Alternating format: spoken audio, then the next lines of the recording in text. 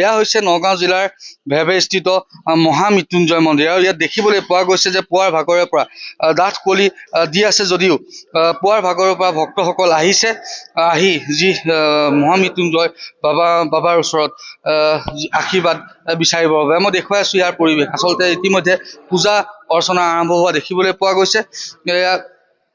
দেখুৱাই থকা হৈছে নগাঁও জিলাৰ ভেভেস্থিত মহামৃত্যুঞ্জয় মন্দিৰৰ পৰিৱেশ। এইদৰে আচলতে আজি বছৰটোৰ প্ৰথমটো দিন অৰ্থাৎ 1 জানুৱাৰীৰ দিনাখন মহামৃত্যুঞ্জয় মন্দিৰত এইদৰে ভক্তসকল ওলাই আহি বাবাৰ আশীৰ্বাদ বিচাৰিবৰ বাবে। আৰু মই দেখুৱাই আছোঁ ইয়াৰ পৰিৱেশ। এইদৰে আচলতে পূজা ইতিমধ্যে আৰম্ভ হোৱা দেখিবলৈ পোৱা গৈছে।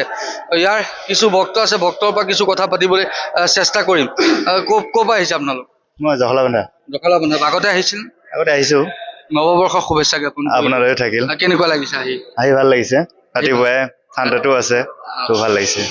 হয় নিশ্চয়কৈ এয়া জখলাবন্ধাৰ এজন ভক্ত ইয়ালৈ আহিছে বছৰটোৰ প্ৰথমটো দিন বুলি। আৰু এইদৰে আচলতে ভক্তসকল লাহে লাহে আহিছে, ডাঠ কুঁৱলী পৰি আছে। গতিকে ভক্তৰ সংখ্যা দিন বাগৰাৰ লগে লগে সময় বাগৰাৰ লগে লগে ভক্তৰ সংখ্যাও ইয়াত বৃদ্ধি পোৱাৰ সম্ভাৱনা আছে।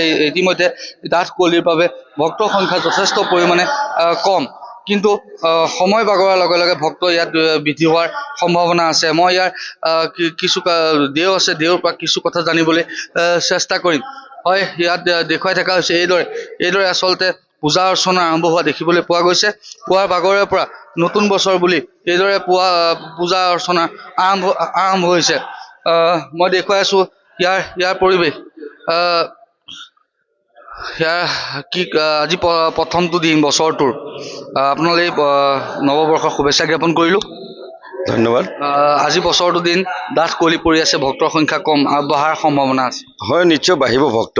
আজি প্ৰথম দিন, বছৰৰ প্ৰথমটো দিন, ইংৰাজী নৱবৰ্ষৰ প্ৰথমটো দিন। আৰু আপোনালোকৰ জৰিয়তে ইংৰাজী নৱবৰ্ষৰ শুভেচ্ছা অসম তথা বিশ্ববাসীক জনালোঁ। সকলো সুখে শান্তিৰে থাকক।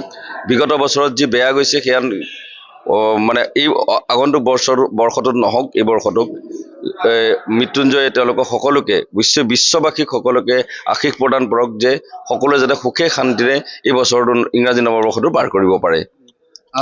ভক্ত কিমান সময়ৰ পৰা আৰম্ভ হ'ব বেছিকৈ? আচলতে ভক্ত আমাৰ ইয়াতে 9টামান বজাৰ পৰা জেনেৰেলি বেছি হয়, সময় আছে। আৰু তাতে আজি ডাঠ কুঁৱলীটো বহুত বেছি হৈ আছে, মানুহ অহাৰো অসুবিধা কিছু হৈছে।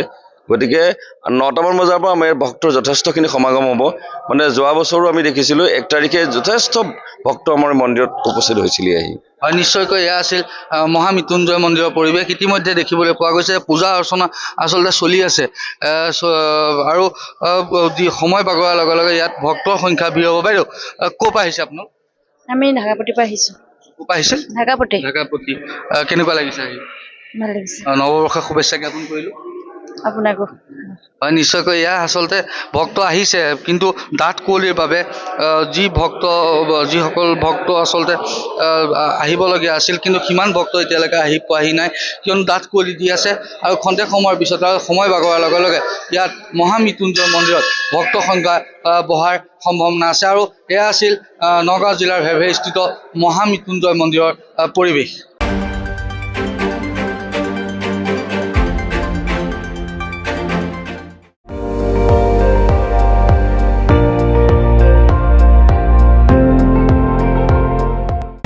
আপুনি চাই আছে ND24, সৰ্বশ্ৰেষ্ঠ নহয় সৰ্বোত্তমৰ দৌৰত।